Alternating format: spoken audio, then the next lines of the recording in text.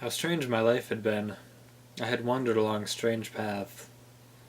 As a boy, I was occupied with the gods and sacrifices. As a youth, with asceticism, with thinking and meditation. I was in search of Brahman, and revered the eternal in Atman. As a young man, I was attracted to exploration. I lived in the woods, suffered heat and cold. I learned to fast. I learned to conquer my body. I then discovered, with wonder, the teachings of the great Buddha. I felt like my own blood, but I also felt compelled to leave the Buddha and the great knowledge. I went and learned the pleasures of love from Kamala and business from Kamaswami. I hoarded money. I squandered money. I acquired a taste for rich food. I learned to simulate my senses.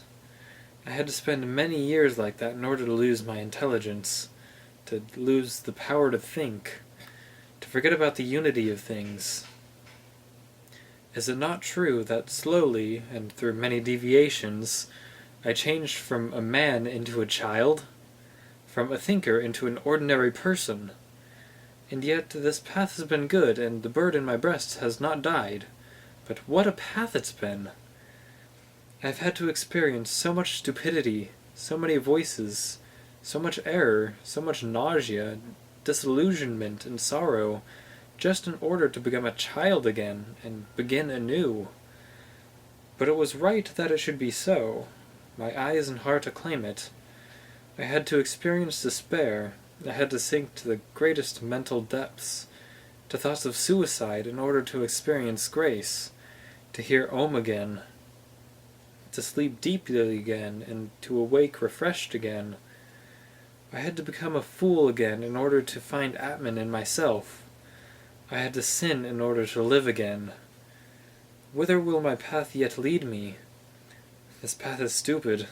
It goes in spirals, perhaps circles, but whichever way it goes, I will follow it.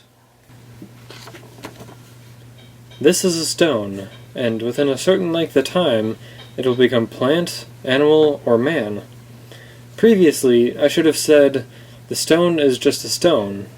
It has no value. It belongs to the world of Maya, but perhaps, because within the circle of change, it can also become man in spirit, it is also of importance. That is what I should have thought. But now I think, this stone is stone. It is also animal, God, and Buddha. I do not respect and love it because it is one thing and will become something else, but because it has already long been everything and always is everything. I love it just because it is a stone, because today and now it appears to me as a stone.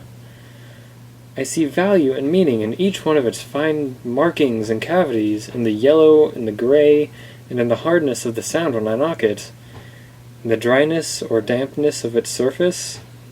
There are stones that feel like oil or soap, that look like leaves or sand, and each one is different and worships Om in its own way. Each one is Brahman. At the same time, it is very much stone, oily or soapy, and that is just what pleases me and seems wonderful and worthy of worship. But I will say no more about it. Words do not express thoughts very well. They always become a little distorted, a little foolish, and yet it also pleases me, and seems right, that what is of value and wisdoms to one man seems nonsense to another. This illustrates that I just love the stone, and the river, and all the things that we see and from which we can learn. I can love a stone, and a tree, or a piece of bark. These are all things,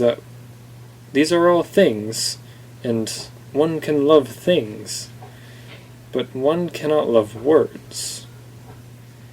Therefore, teachings are of no use to me. They have no hardness, no softness, nor colors, no corners, no smell, no taste. They have nothing but words. Perhaps that is what prevents you from finding peace. Perhaps there are too many words for even salvation and virtue.